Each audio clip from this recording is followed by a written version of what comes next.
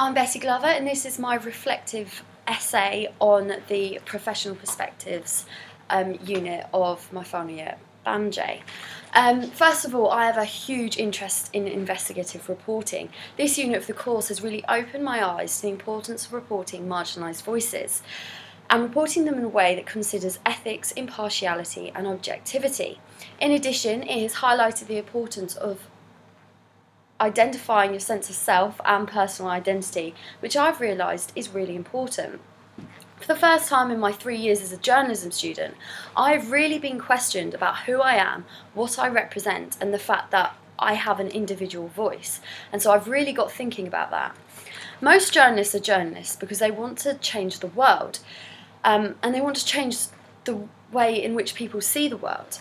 However, arguably, most journalists can lose a sense of self, and simply because they get lost in the 24-hour news cycle and the journalism whirlwind.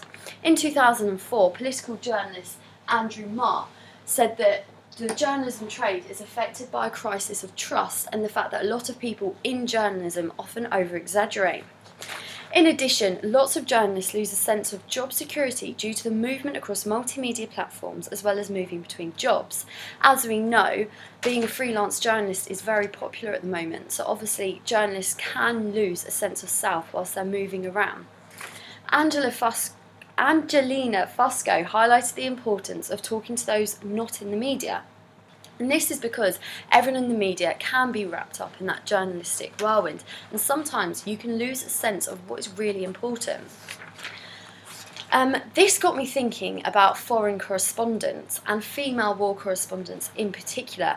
I ended up spending a good couple of hours reading about Frances Harrison. Frances Harrison is a foreign correspondent for the BBC, but she also has her own child and a husband who is also a foreign correspondent. I thought she was really interesting and talking about the challenges which she has faced whilst trying to have a child but also have this job. And she highlighted the fact that as a woman, you have really got to know what you want to put out there. You have to have your own voice and you've got to back up what you're doing. She got a lot of stick for bringing her child abroad with her, and she had to know that she was doing the right thing.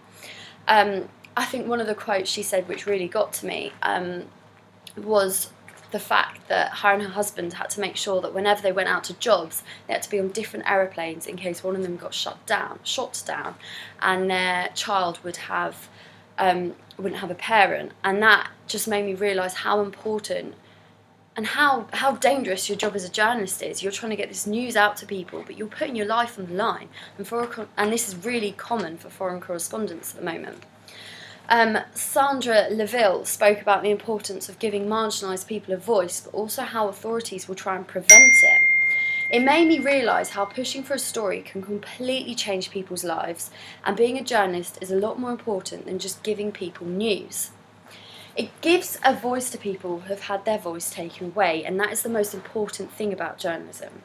She spoke about the responsibilities journalists have when reporting on people who have suffered abuse, trauma and violence.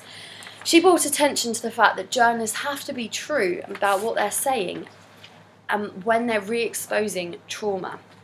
And journalists have the responsibility to look after these damaged people which have agreed to talk about their experiences. At the end of the day, you're going to get a better story if you give respect to your interviewees, and then they'll open up to you. This has inspired me to do my presentation on the challenges of reporting on violence and trauma.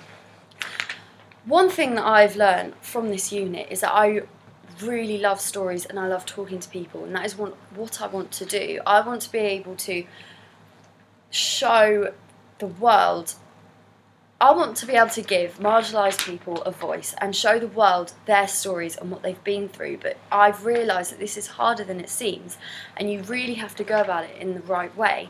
If you're interviewing someone that's gone through a really traumatic experience, they're not going to be media savvy, and they need help and guidance and reassurance, and you do need to be there for them to a certain extent, but at the same time you can't get emotionally attached to them.